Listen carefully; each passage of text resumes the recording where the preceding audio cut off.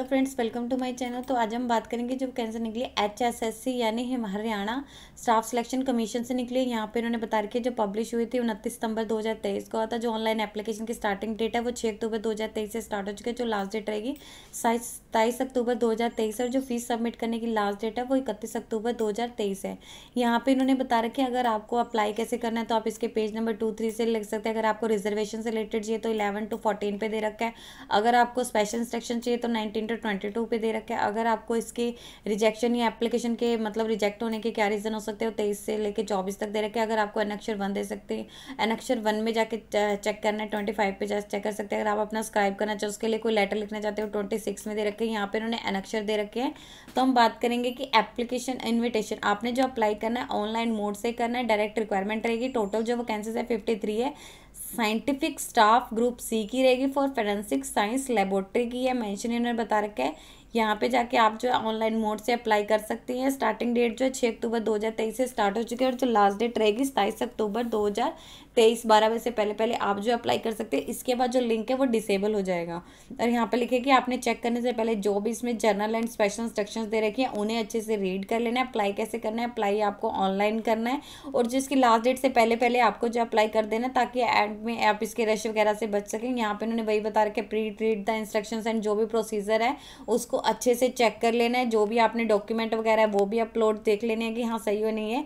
और आपने इन्फॉर्मेशन की करेक्टनेस को मतलब इंश्योर कर लेना है। और एंड में आपका जब भी एप्लीकेशन फॉर्म फिल हो जाएगा आपने उसका प्रिंट आउट निकला लेना है। इसके अलावा ऑनलाइन एप्लीकेशन फॉर्म फिल करने से पहले लिखे है कि आपको यहाँ पे जाके रजिस्ट्रेशन करनी पड़ेगी। रजिस्ट्रेशन एंड पासवर्ड जनरेट हो जाएगा, आपने उसका प्रिंट आउट निकला लेना है अपने फ्यूचर रेफरेंसेस के लिए। Reprint of your application form and E challan form आपने अपने रिकॉर्ड के पास अपने रिकॉर्ड के लिए अपने पास भी रखने हैं पासवर्ड वगैरह ताकि कुछ भी ऐसा इशू ना हो। एप्लीकेशन फॉर्म को लिखे कि सक्सेसफुली सबमिट करने के बाद आपने इसका जो है एप्लीकेशन फॉर्म का प्रिंट आउट निकला लेना है। और जो आपने अपनी ई चालान या फिर आपने जो अपनी फीस वगैरह पे करनी है उसका भी जो है अपलोडेड डॉक्यूमेंट के साथ उसका भी प्रूफ निकलवा लेना है। आपने एप्लीकेशन की हार्ड कॉपी ने लिखा है कि हार्ड कॉपी जो भी आपके अपलोडेड डॉक्यूमेंट के साथ है जब भी आपको बुलाया जाएगा हरियाणा स्टाफ तब आपको लेके आना होगा।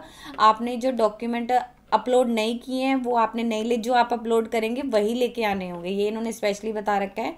देन यहाँ पे इन्होंने बता रखा है आपने कौन कौन से जो डॉक्यूमेंट है वो अपलोड करने हैं। जेपीजी फॉर्मेट में करने हैं। आपका जो फोटोग्राफ है वो 3 महीने से ज़्यादा पुराना नहीं होना चाहिए। फोटोग्राफ का साइज बता रखा है। Head should cover 80% of the photo. And यहाँ पे उन्होंने बता रखा है कि front full face front views eyes open होनी चाहिए।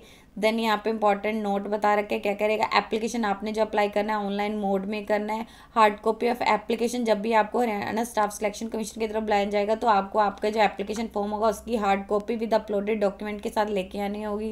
एंड आपने जो एप्लीकेशन फॉर्म भरना है केयरफुली भरना है, जैसे आपका name, father name, mother name, जो भी आपका मतलब डिटेल्स वगैरह आपके डॉक्यूमेंट में होंगी वही एज इट इज़ भरनी है। कोई भी ऐसा मिसमैच नहीं होना चाहिए। No change in spelling in the name of, अगर आपके नेम में या फिर आपके फादर या मदर या स्पाउस नेम में भी कोई ऐसा स्पेल मिस्टेक भी नहीं होनी चाहिए, आपके बिल्कुल करेक्ट होना चाहिए। और कमीशन का डिसीजन रहेगा कोई भी अगर की एप्लीकेशन किसका एक्सेप्ट होता है या रिजेक्ट होता है या फिर कैंडिडेट की एलिजिबिलिटी या सूटेबिलिटी जो भी डिसीजन रहेगा यहाँ पे कमीशन का रहेगा। स्पेशल इंस्ट्रक्शंस बता रहे कि कैंडिडेट जो ऑनलाइन एप्लीकेशन फॉर्म इसकी ऑफिशियली वेबसाइट से जाके आप भर सकते हैं। और कैंडिडेट ने एप्लीकेशन फॉर्म भरने से पहले चेक कर लेना कि वो इसके एलिजिबिलिटी क्राइटेरिया को मीट करते नहीं करते हैं। अगर कैंडिडेट लिखे है कि जनरल कैटेगरी से बिलोंग करता है या फिर SC BCA या फिर PCB PWS disabled, ex serviceman disabled, DESM या फिर ESM या DESM DFF या फिर PWD तो वो अपना ऑनलाइन एप्लीकेशन फॉर्म भर सकते हैं, एक ही उसमें भरेंगे।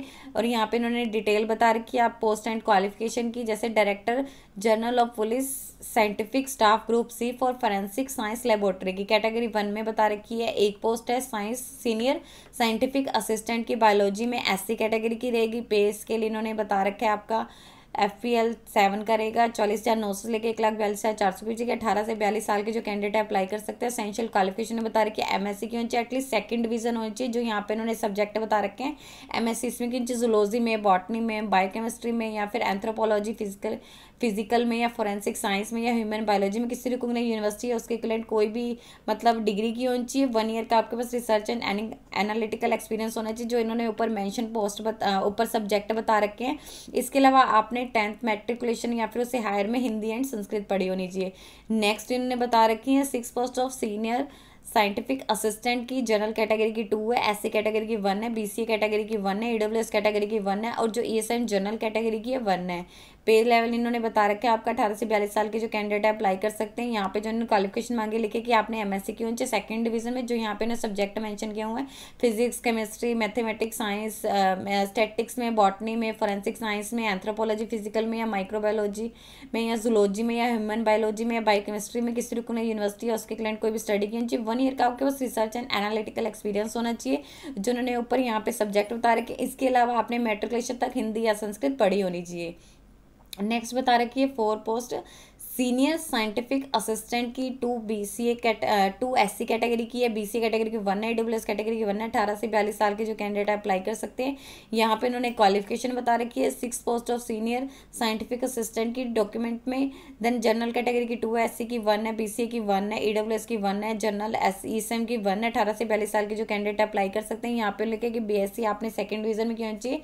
यहाँ पे जो उन्होंने सब्जेक्ट मेंशन कर रखे हैं उसमें की होनी चाहिए। इसके अलावा 1 ईयर के पास रिसर्च एनालिटिकल एक्सपीरियंस होनी चाहिए, जो ऊपर यहाँ पे इन्होंने सब्जेक्ट मेंशन कर रखे हैं उसमें मैट्रिकुलेशन तक आपने हिंदी या संस्कृत पढ़े चाहिए। कैटेगरी नंबर 5 में बता रखी है सीनियर साइंटिफिक असिस्टेंट की सीरोलॉजी बता रखी है, जनरल की 1 है, ईडब्ल्यूएस की 1 है। 18 से 42 साल के जो कैंडिडेट अप्लाई कर सकते हैं। यहाँ पे लिखे कि एमएससी आपने सेकंड डिवीजन में की होनी चाहिए, जो सब्जेक्ट मेंशन है जैसे biochemistry, zoology, human biology, microbiology, forensic science में, एंथ्रोपोलॉजी फिजिकल में किसी को यूनिवर्सिटी या उसके क्लाइंट कोई भी स्टडी की होनी चाहिए। 1 ईयर का आपके पास रिसर्च एंड एनालिटिकल एक्सपीरियंस होना चाहिए, जो इन्होंने ऊपर सब्जेक्ट बता रखे हैं। नेक्स्ट बता रखी है category 6 2 post of scientific assistant की सीरोलॉजी में। यहाँ पे इन्होंने बता रखे हैं कि SC की 1 है, BCB की 1 है। पे लेवल इन्होंने बता रखे हैं 35,400 लेके 1,12,400 के बीच रहेगा। 18 से 42 साल की जो कैंडिडेट है वो अप्लाई कर सकते हैं। MSc यानी एटलीस्ट सेकंड डिवीजन में की होनी चाहिए, जो इन्होंने सब्जेक्ट मेंशन कर रखे हैं biochemistry, human biology, zoology, microbiology, forensic science, anthropology physical या फिर उसके क्लाइंट कोई भी डिग्री की होनी चाहिए। या फिर आपने BSc की होनी चाहिए एटलीस्ट सेकंड डिवीजन में। इन मेडिकल ग्रुप एटलीस्ट आपके पास सेकंड डिवीजन होनी चाहिए, या बायोकेमिस्ट्री में या जूलॉजी में या फिर माइक्रोबायोलॉजी में या फिर एंथ्रोपोलॉजी फिजिकल में 2 ईयर। और इसके साथ साथ आप लिखे कि अगर आपने BSc तो 2 ईयर का एक्सपीरियंस होना चाहिए साइंटिफिक लाइब्रेरी में, लेबोरेटरी में सच। देन यहाँ पे कैटेगरी नंबर 7 का बता रखा है साइंटिफिक असिस्टेंट की रहेगी। टोटल 4 पोस्ट है SOC में। पे लेवल इन्होंने बता रखा है 35,400 लेके 1,12,400 के बीच रहेगा। 18 से 42 साल की जो कैंडिडेट अप्लाई कर सकते हैं। यहाँ पे भी उन्होंने लिखा है कि MSc आपने की होनी चाहिए एटलीस्ट सेकंड डिवीजन में, जो ये सब्जेक्ट मेंशन है इसमें या उसके लिए कोई भी स्टडी की होनी चाहिए। या फिर आपने BSc की होनी चाहिए सेकंड डिवीजन मेडिकल में या फिर नॉन मेडिकल ग्रुप में with at least 2 year second division होनी चाहिए फिजिक्स या केमिस्ट्री या माइक्रो या बायोकेमिस्ट्री में या जूलॉजी में या मैथमेटिक में या फिर माइक्रोबायोलॉजी में या फिर एंथ्रोपोलॉजी फिजिक्स में या बॉटनी में या फिर स्टैटिक्स। और इसके साथ साथ आपके पास 2 ईयर का एक्सपीरियंस होना चाहिए साइंटिफिक लेबोरेटरी का। नेक्स्ट बता रखी है 8 post of scientific assistant biology की। जनरल कैटेगरी की 3 है, SC की 2 है, BCA की 1 है, ईडब्ल्यूएस की 1 है, ईएसएन जनरल की 1 है। 18 से 42 साल के जो कैंडिडेट अप्लाई कर सकते हैं। यहाँ इन्होंने इसकी क्वालिफिकेशन दे रखी है साइंटिफिक असिस्टेंट की बता रखी है। बैलिस्टिक में टोटल 2 पोस्ट है, SC की 1 है, BCA की 1 है। क्वालिफिकेशन बता रखी है यहाँ पे MSc सेकंड डिवीजन की होनी चाहिए, जो सब्जेक्ट मेंशन है, या फिर आपने BSc की होनी चाहिए at least second division non medical group में। जैसे यहाँ पे इन्होंने बता रखा है सेकंड डिवीजन मैथमेटिक में या फिर स्टैटिक्स या फिजिक्स केमिस्ट्री, और आपका 2 ईयर का एक्सपीरियंस होना चाहिए साइंटिफिक लेबोरेटरी का। नेक्स्ट बता रखी है 3 पोस्ट ऑफ साइंटिफिक असिस्टेंट की केमिस्ट्री में। जनरल की 1 है, BCB की 1 है, ESM जनरल की 1 है। पे लेवल इन्होंने बता रखा है 35,400 लेके 1,12,400 के बीच रहेगा। क्वालिफिकेशन बता रखी है एटलीस्ट BSc की होनी चाहिए at least second division in medical या फिर बायोकेमिस्ट्री में। उसके साथ साथ आपको 2 ईयर का एक्सपीरियंस होना चाहिए साइंस लेबोरेटरी का, या फिर आपने MSc की होनी चाहिए सेकंड डिवीजन में, जो यहाँ पे सब्जेक्ट मेंशन कर रखे हैं उसमें। और मैट्रिकुलेशन या हायर में आपका हिंदी एंड संस्कृत में से एक सब्जेक्ट होना चाहिए। नेक्स्ट दे रखी कैटेगरी नंबर 11 में लेबोरेटरी असिस्टेंट केमिस्ट्री की 2 पोस्ट है, जनरल की 1 है, ईडब्ल्यूएस की 1 है। पे लेवल इन्होंने बता रखा है आपका 4 का रहेगा 25,500 लेके 81,100 के बीच। एज 18 से 42 साल है। एसेंशियल क्वालिफिकेशन ने बता रखी है BSc की होनी चाहिए एटलीस्ट सेकंड डिवीजन में मेडिकल में या फिर नॉन मेडिकल ग्रुप में हिंदी है। आपने मैट्रिकुलेशन या हायर में हिंदी एंड संस्कृत पढ़ी होनी चाहिए। नेक्स्ट बता रखी है लेबोरेटरी असिस्टेंट की बास्टिक में टोटल 2 पोस्ट है, जनरल की 1 एंड EWS की 1 है। 18 से 42 साल के कैंडिडेट अप्लाई कर सकते हैं। यहाँ पे भी इन्होंने बोला है BSc की होनी चाहिए एटलीस्ट सेकंड डिवीजन में मेडिकल ग्रुप में, और मैट्रिकुलेशन या हायर में आपने हिंदी या संस्कृत आपका जो है एक सब्जेक्ट जरूर होना चाहिए। चाहिए। नेक्स्ट बता रहे कि लेबोरेटरी असिस्टेंट डॉक्यूमेंटेशन की टोटल 4 पोस्ट है। जनरल की 1 है, SC की 1 है, BC की 1 है, EWS की 1 है। एज 18 से 42 साल की जो कैंडिडेट अप्लाई कर सकते हैं। एसेंशियल क्वालिफिकेशन में बता रहे कि BSc at least second division medical में या नॉन मेडिकल ग्रुप में, और आपने मैट्रिकुलेशन में लिखा है कि मैट्रिकुलेशन या हायर में हिंदी संस्कृत पढ़ी होनी चाहिए। लेबोरेटरी असिस्टेंट की टोटल 4 पोस्ट है। बायोलॉजी में SC की 2 है, BC की 1 है, EWS की 1 है। यहाँ पे भी क्वालिफिकेशन बता रखी है BSc एटलीस्ट सेकंड डिवीजन की होनी चाहिए मेडिकल ग्रुप में, एंड उसके साथ साथ मैट्रिकुलेशन या हायर में आपका हिंदी या संस्कृत एक सब्जेक्ट होना चाहिए। कैटेगरी नंबर 15 में बता रखे लेबोरेटरी असिस्टेंट सिवोलॉजी की टोटल 2 पोस्ट है। SC की 1 है, EWS की 1 है। क्वालिफिकेशन में बता रखी BSc आपने at least second division medical group में की होनी चाहिए। मैट्रिकुलेशन एंड हायर में आपका जो है हिंदी या संस्कृत एक सब्जेक्ट होना चाहिए। नेक्स्ट बता रखी डार्क रूम अटेंडेंट जनरल की एक ही पोस्ट है। 18 से 42 साल के जो कैंडिडेट है वो अप्लाई कर सकते हैं।